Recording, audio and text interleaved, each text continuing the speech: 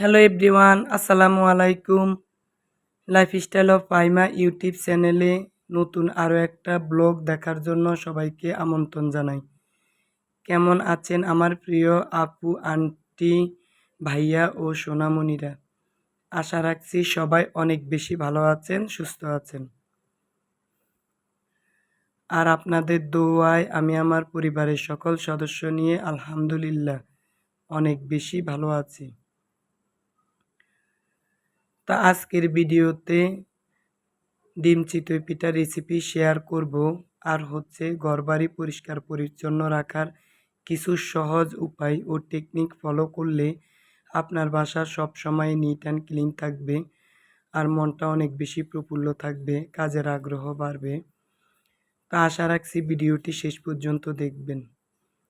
তো ভিডিওটি আমি সকাল থেকে শুরু করলাম, খুব ভোরবেলায় আমার ছেলের নাস্তা তৈরি করতে হবে সাথে আমাদের। তো এখানে আমি ডিম চিতই পিঠা তৈরি করার জন্য কাঁচা আতপ চালের গুঁড়া নর্মাল ফ্রিজ থেকে নামিয়ে নিয়েছি। এখন পরিমাণ মতো লবণ দিয়ে দিলাম।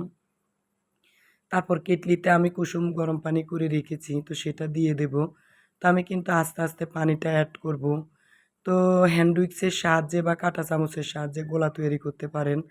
তা আমি কিন্তু হাত দিয়ে গোলা তৈরি করলে সবচেয়ে বেশি কমফোর্টেবল ফিল করি আর অনেক বেশি সুন্দর হয়। তো যাই হোক, এতটুকু গোলার জন্য আমি 2টা ডিম দিয়েছি ভেঙে।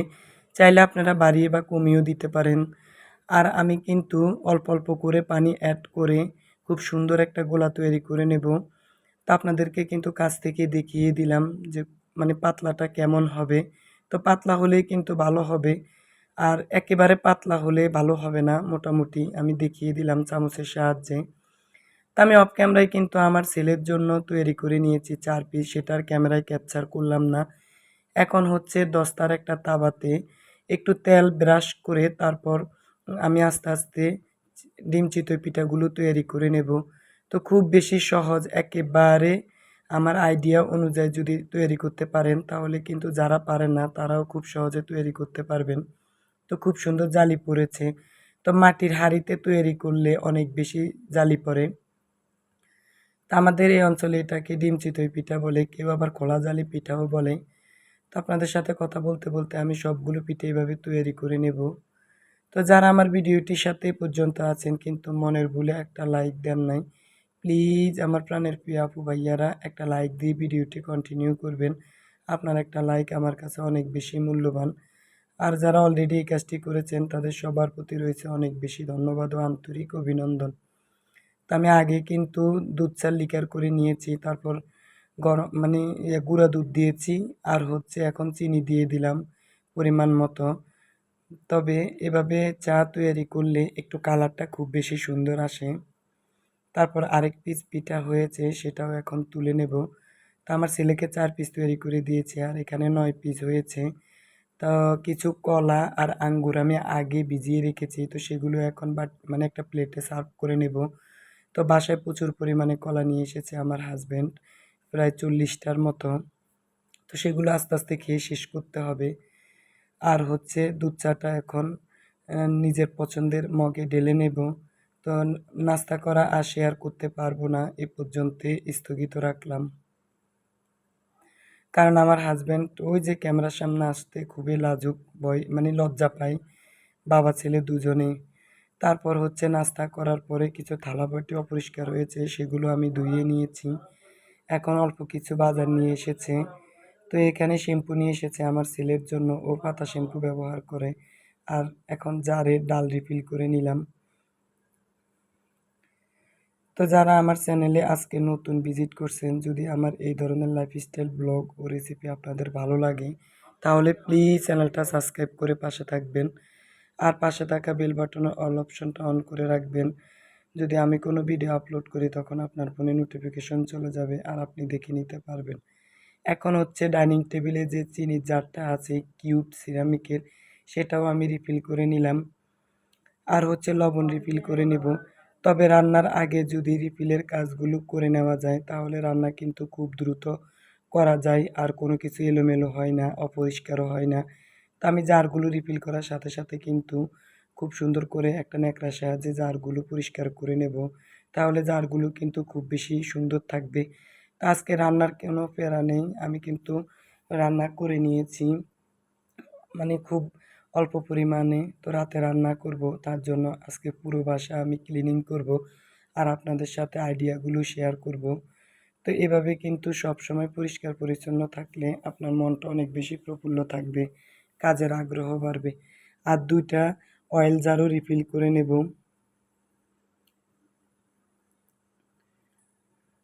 তা আমার একটা অয়েল জারের খুব বেশি প্রয়োজন।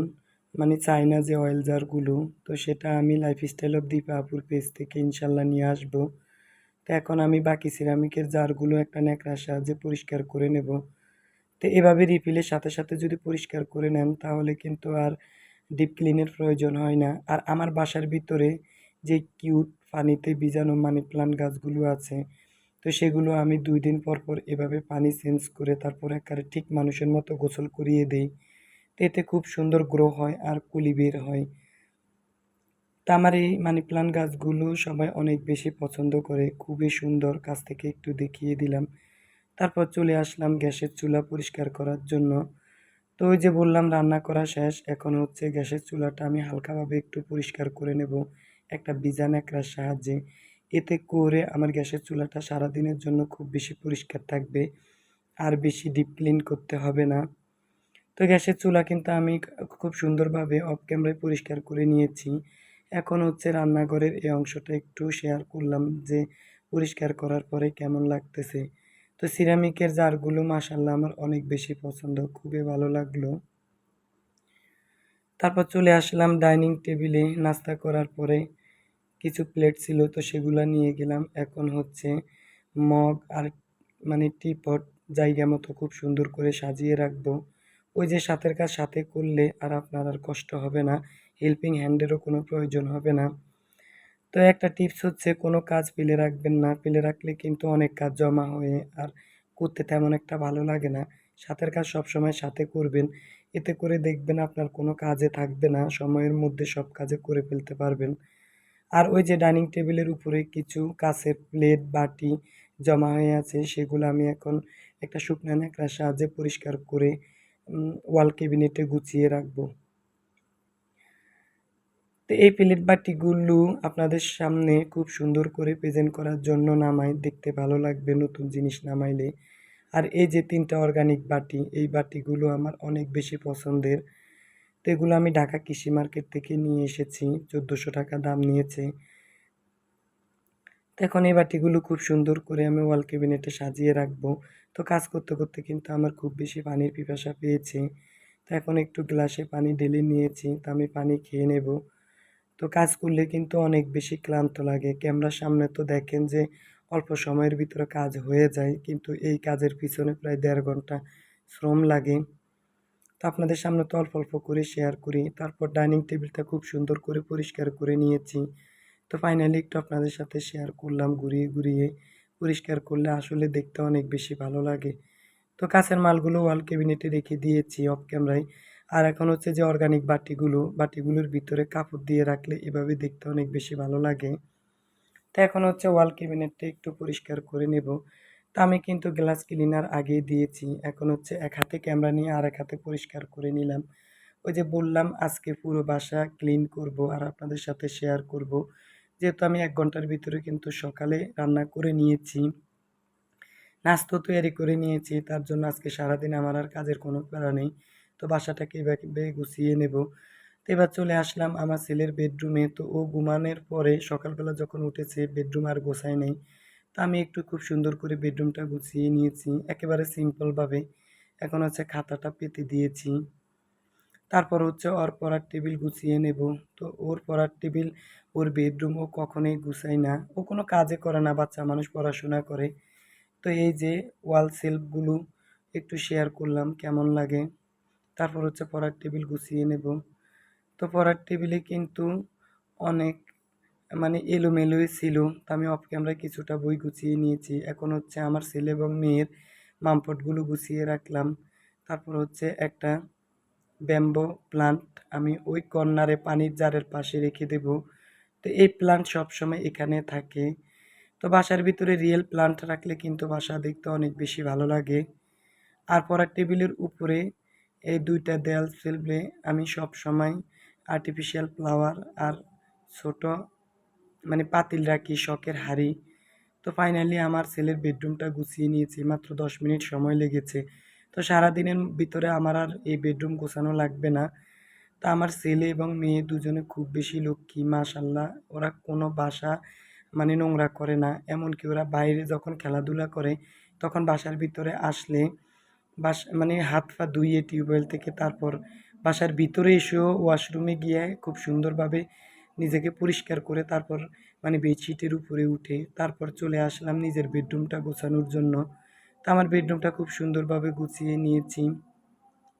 ওই যে বললাম, কিছু টেকনিক ফলো করলে বাসা কিন্তু সারাদিনের ভিতরে আর বেশি পরিষ্কার করা লাগে না, একেবারে নিট এবং ক্লিন থাকে।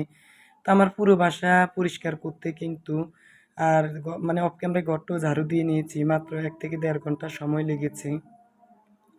তো আমার বাসাটা রোডের পাশে, কথা বলার সময় কিন্তু ভয়েস দেওয়ার সময় অনেক পরিমাণে নয়েজ হয়, প্লিজ একটু ইগনোর করবেন। তো এই তো সব কিছু ঘুরিয়ে ঘুরিয়ে দেখিয়ে দিলাম। তো আমার বিছানা চাদরের কালারটা কেমন হয়েছে আমাকে কমেন্টস করে জানাবেন, আর আমার কাজের আইডিয়াগুলো কেমন হয়েছে সেটাও কমেন্টস করবেন। তারপর এই যে ২টা বিছানার চাদর আমি গতকাল মানে আগের যেগুলো বিছানো ছিল সেগুলো আমি তুলে ফেলেছি। তো সেগুলো কিন্তু আমি গতকালে খুব সুন্দর করে ধুইয়ে তারপর মানে ব্যালকনিতে মেলে দিয়েছি। তো সেগুলো শুকিয়ে গেছে। তো এখন সেগুলো আমি ব্যালকনি থেকে এনে আবার বাজিয়ে নির্দিষ্ট স্থানে রেখে দেব। এতে করে বাসার ভিতরে আর কাপড়-চোপড় অপরিষ্কারও থাকে না, আর বেশি হিবিজিবিও লাগে না। তো সবসময় সময়ের কাজ আমি সময়ে করি। সেজন্য আমার বাসায় হেল্পিং হ্যান্ড আর প্রয়োজন মনে করি না। তো আমি কিন্তু ছোটোবেলা থেকে অনেক বেশি পরিষ্কার, নিজের কাজ নিজে করতে অনেক বেশি পছন্দ করি। তো তেমন যখন অসুস্থ থাকি তখন আমার হাসব্যান্ড এবং ছেলে দুজনেই আমাকে সাহায্য করে। তো মাশাআল্লাহ আমার ছেলে কিন্তু সব কিছুই পারে। ও ছোটোবেলা থেকে আমার মতোই অনেক বেশি পরিষ্কার পরিপাটি। তো সবার সুস্থতা কামনা